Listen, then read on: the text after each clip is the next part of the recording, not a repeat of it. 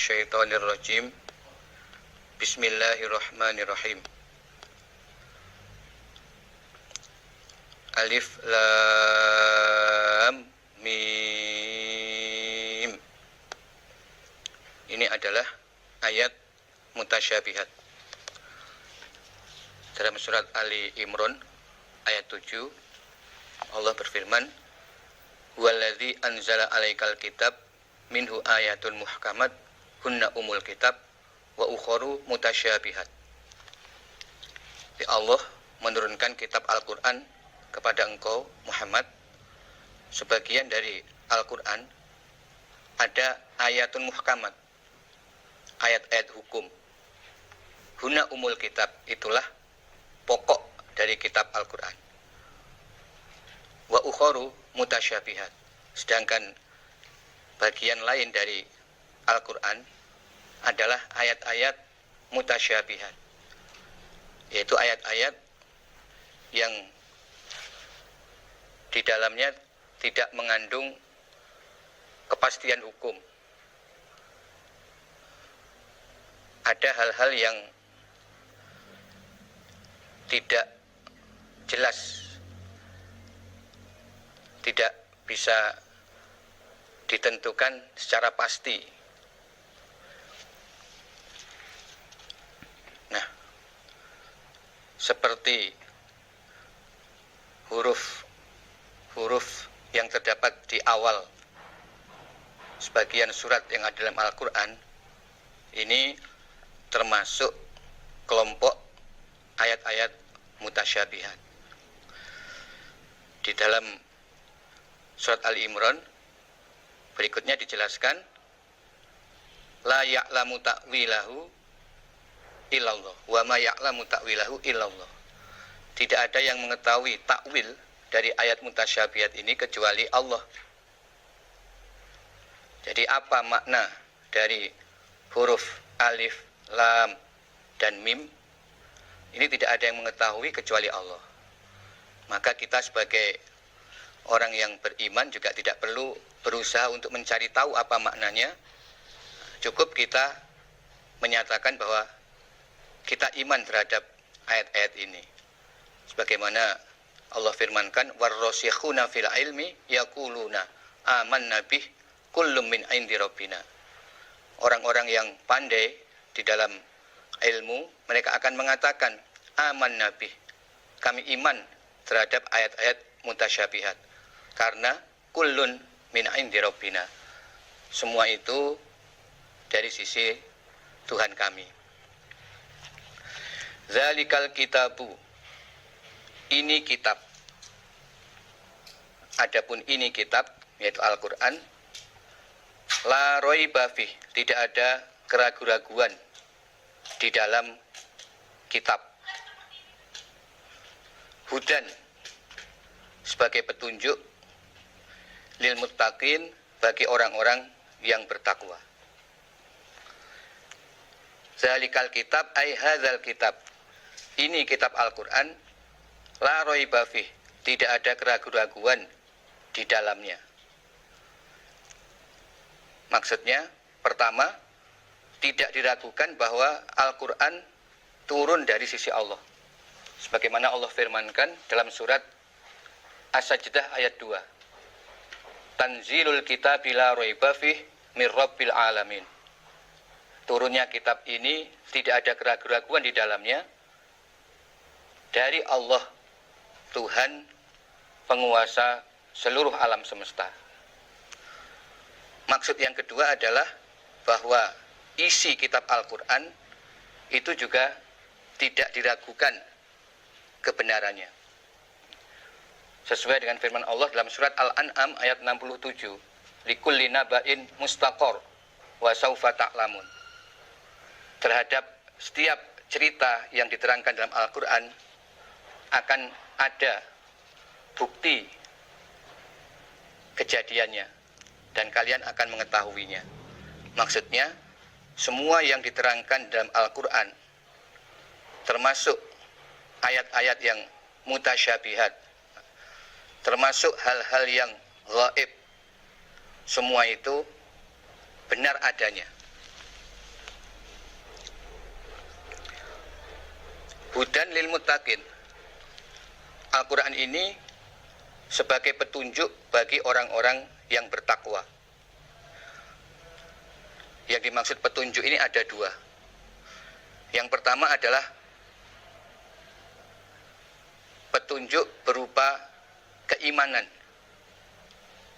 atau hidayah yang berupa taufik.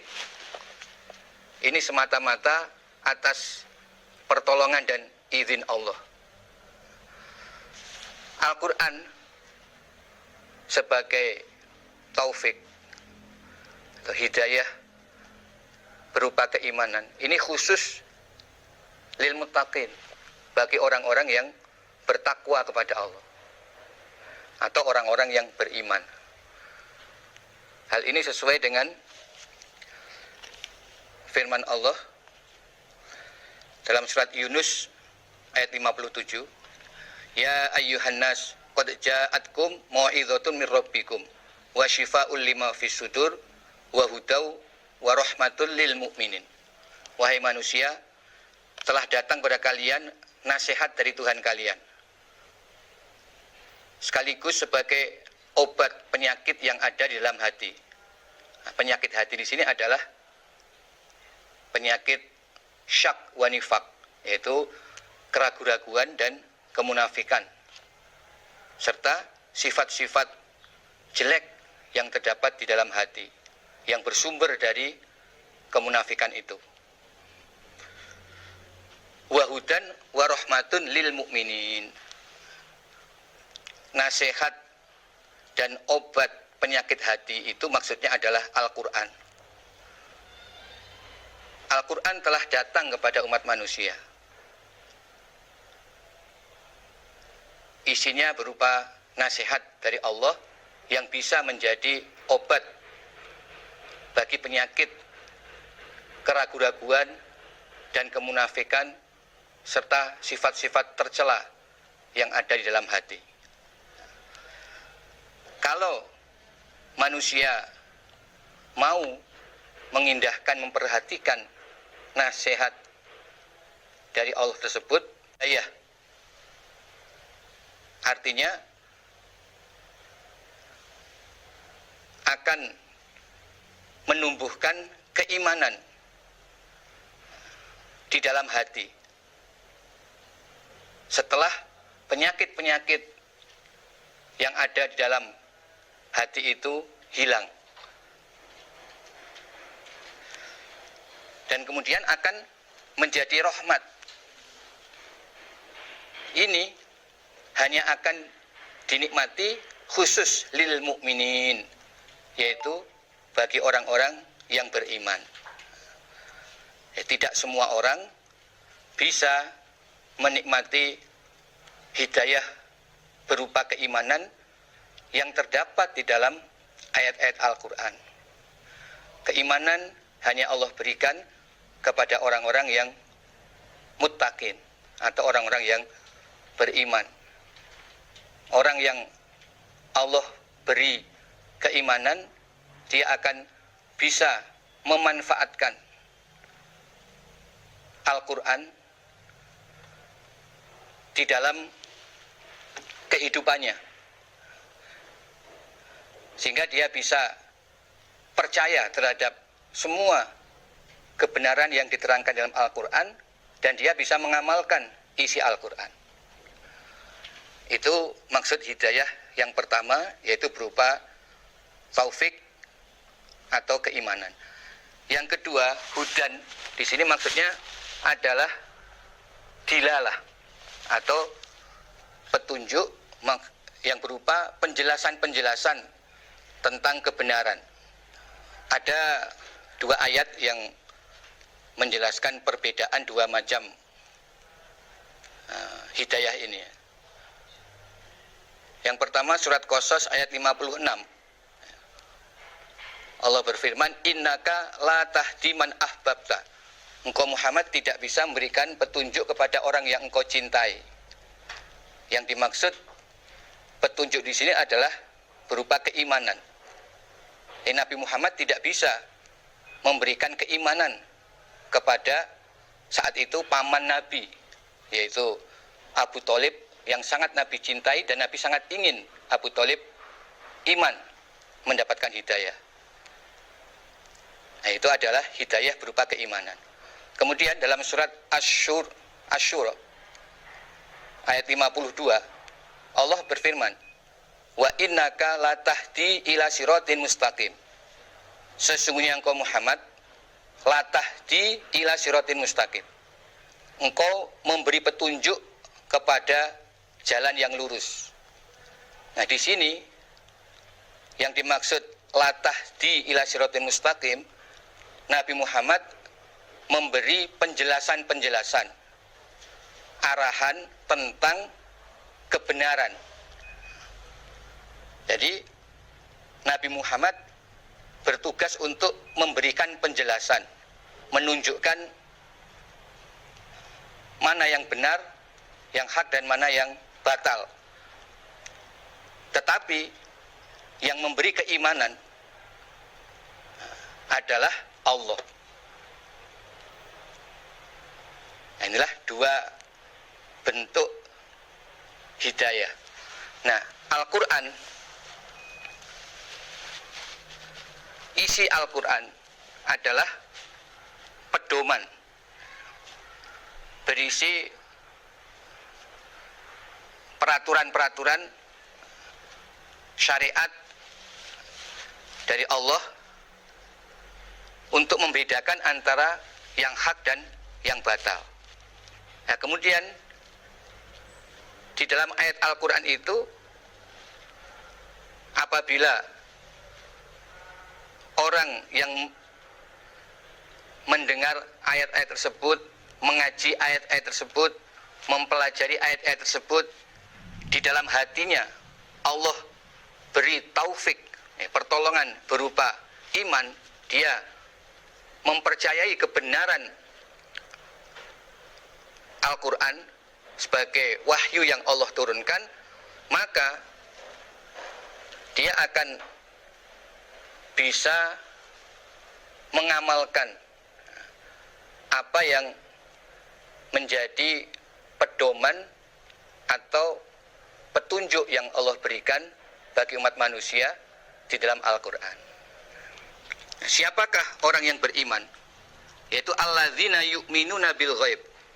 Orang-orang yang mereka percaya, maksudnya yakin, bil ghaib, terhadap barang gaib, hal-hal yang gaib. Maksudnya segala sesuatu yang diterangkan di dalam Al-Quran walaupun tidak dapat ditangkap oleh panca indera, seperti surga, neraka, kemudian adanya malaikat, lalu adanya hari akhirat atau kebangkitan dari kubur. Itu adalah hal-hal yang gaib bagi umat manusia. Nah, orang-orang yang takwa kepada Allah, mereka ini beriman terhadap segala sesuatu yang masih gaib. Mereka yakin adanya surga neraka. Mereka yakin adanya kebangkitan dari kubur. Wa yuqimuna, dan menegakkan mereka as-sholata, pada sholat. Wa mimma razaqnahum, dan dari apa-apa yang telah memberi rezeki kami Allah pada mereka, yunfiquna, menginfakkan mereka. Orang-orang yang beriman juga mengerjakan kewajiban sholat. Sholat ini merupakan kewajiban pokok dalam agama Islam. Bunyal Islam ala khamsin,